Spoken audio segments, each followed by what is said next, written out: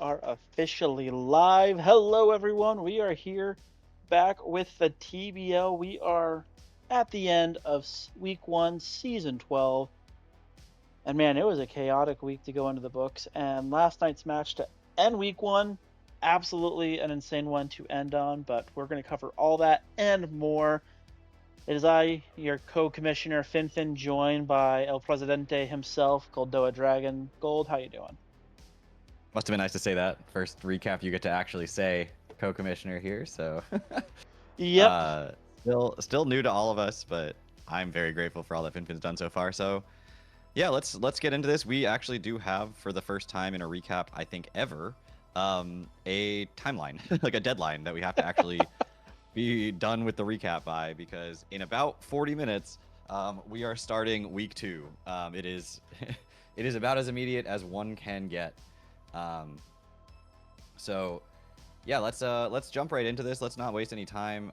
This is gonna feel similar to some people from last year. We're gonna go through each of the 6 matches. We're gonna go through some transactions and stuff. But the one major change is that we are going to be having a coach interview during each of these recaps with somebody who's playing in this season. So And we we'll are going to be do doing more on a that later. And yeah, we're yeah, going to be doing a lot more in depth on the recaps than we have in the past. yeah, we want more out of these streams. Hopefully, people enjoy them and come and hang out. Um, But anyway, let's jump in here with the first matchup. This is going to be the matchup that took place between Mike, coach of the Virginia Victinis, and Finfin, coach of the Pallettown Paladins. Um, this this was the first match of the week, if I recall correctly, right? It was the first match, so as a bit of a context, all the matches are in order of when they occurred. Okay, So yeah, this is the first match, the second one will be the second one played, and so on and so forth. Just trying to keep the timeline in order. And I think one of the things to call out with this match is this was the tale of two halves. Starting off the game early, it felt like the Pallettown Paladins were in a very strong position. At least I'm pretty sure their coach felt like they had a very strong position early. However, as well as they played the front half, the Virginia Victinis Mike played the second half that much stronger. Skeldurge ended up becoming a menace, just unable to be broken through, allowing it so that Urshifu could come in, pick up 3 kills. Latios able to revenge sweep at the end of the game. Well, not necessarily revenge sweep, but it was just in a position to dominate. And as strong of a position it was, some of the Mons needed to break through, such as the Glamora. The Iron Treads just went down, letting the Virginia Victinis just really capitalize, and they played it well, get a 2-0 victory, securing 2 points.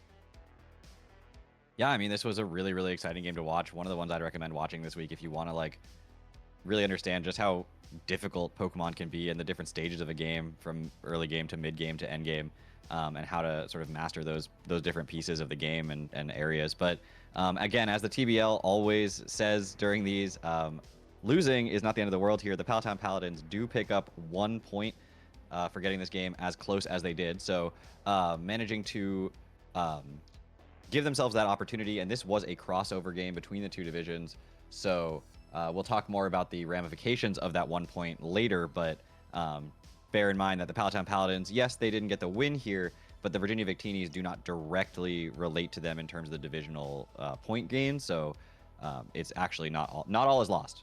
We'll see that as we get further into the stream. But let's jump into the next match here, Yep. um, and that's going to be the last one between the Virginia Victinis and Pallettown Paladins, I recommend watching if you want to see, two people really strategizing, planning, and figuring out their situational, advantageous positioning, like mons and things like that. If you want to watch a game where one person just bullies another, and by that I mean like the game bullies one person, this is the one to watch. The Atlanta Victory Stars picked up a 5-0 win over the Chicago Phalanx on the back of some of the most unfortunate hacks I have seen in a long time. Rotom Heat missing, I believe, 2 overheats, possibly also a Will-O-Wisp. I think Scyther also missed 2 dual wing beats.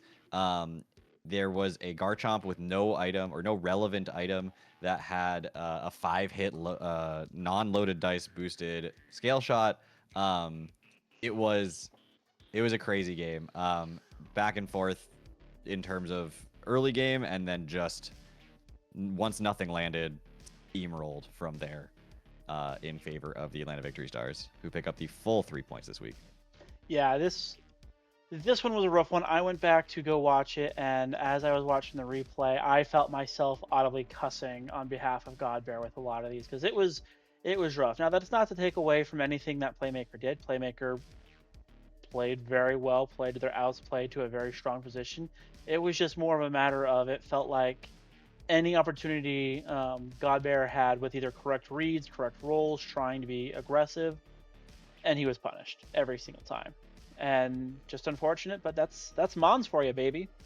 Yeah, welcome to the danger of using non 100% accurate moves. But yeah, the Atlanta Victory Stars do pick up a big 3 points this week. Chicago failing